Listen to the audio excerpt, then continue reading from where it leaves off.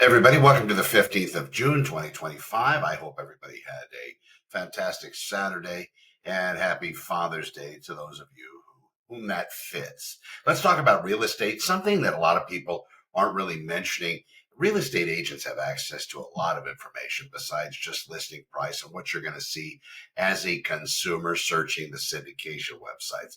That's why it's very prevalent for them, or very empowering for them, to be able to do modified searches for their clients. Of course, you can set up a search on Zillow. You'll be able to maybe get notified if price changes reduce,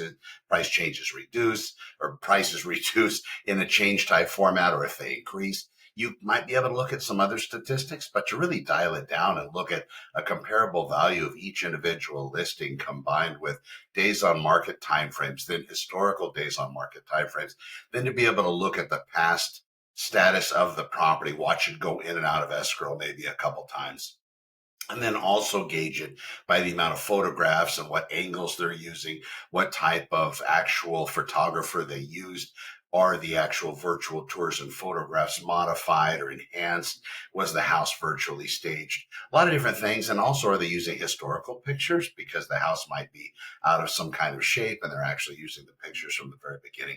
And then in addition to that, what is the loan amount? How's the financing, current financing on the residence? These are things that a really good agent is going to look for their particular buyers. And when they put this together, they'll be able to provide for you a list that goes beyond what you're generally getting in an email format that's just coming to you automatically, because you have it set on some bedroom, bathroom count, and certain pricing parameters in a particular area, neighborhood, or city. When they do that, what we often find, at least as a successful buyer's agent, is that there are properties that are priced above the range where the buyer happens to be searching. There are also properties that are for sale that meet their criteria, but because the multiple listing service isn't requiring mandatory fields on particular amenities, they're being missed because the property is being misadvertised from the agent that put it into the multiple listing service. That's not only a seller detriment, but the buyer's not seeing it. So that also equates to a buyer detriment. So your agent, as I do, should be searching all these other areas to try to find a real estate listing that fits your needs. Now, it's really not so much anymore a needle in a haystack, but what it is there are properties, legacy type properties, that have been listed for sale for a particular amount of time that exceed 30 days typically, where agents have kind of forgotten and they're not searching in those particular areas. You look at those properties at a 30-day standard, if they haven't had some kind of a price reduction, and you happen to be searching at $50,000 less, for example, from where they happen to be listed, you're missing listings that might actually now fit within your pricing frame, and you'll be able to actually write those offers at where you actually qualify and pick up a property prior to it actually being reduced, so the entire market has access to it. The entire market sees it. These are great seller strategies as well. So you looking for real estate, make sure your agent is using AI in their deduction of what happens to be on the market. As I do for my clients, if I have somebody, let's say, looking for a 3-bedroom home in Saugus with 2-bathroom RV and a pool, sometimes the RV access is present at the property, though it's not labeled that way. Sometimes a property does have an additional space inside that can be utilized as a bedroom, but again, it's not labeled that way.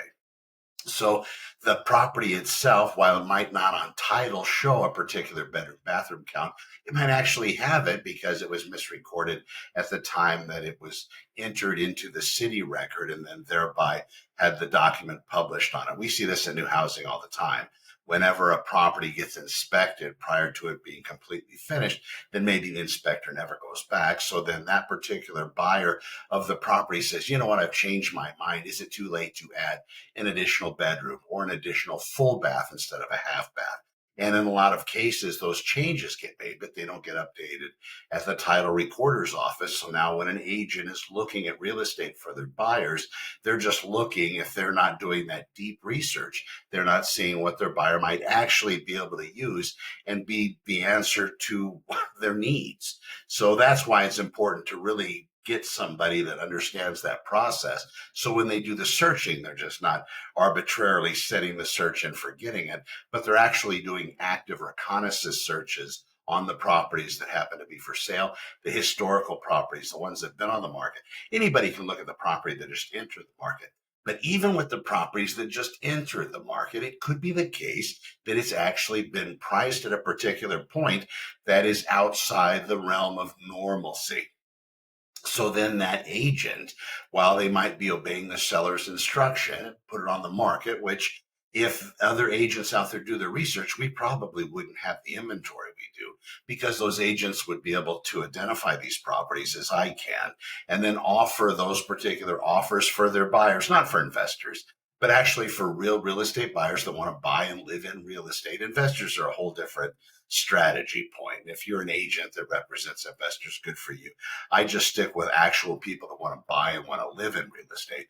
I cut out all investors because realistically, they're trying to get things for a song to flip and sell. I'm looking for people that want to add value into a community, live there, and actually become part of it, which is very, very human. And that's really what I'm looking for in the people that want to procure my services and have me represent them in real estate. Now, you have properties that just enter the market, as I just mentioned. And from a strategic point of view, knowing where those properties are priced in line with historical values, not the Zillow Z estimates, but looking at actual tracked recordings of properties, the actual MLS data, you'll actually find that you'll find properties that are actually priced more than the market will bear. Well, those properties, when they're offered on, even though they exceed the buyer's value or the buyer's affordability, you'll come down and you'll offer on them within the buyer's affordability.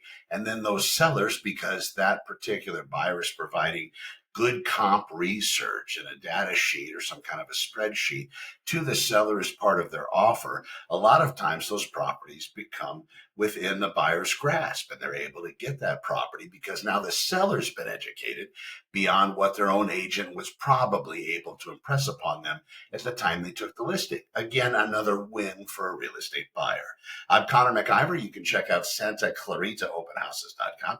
I unlock the entire system so you can search for real estate all day long. Let me know if you have any questions on how I use my AI mainframe and my AI programmed bot to actually do this kind of reconnaissance and research for my home buyers out there so I can provide for them listings that go beyond just a set it and forget it type system.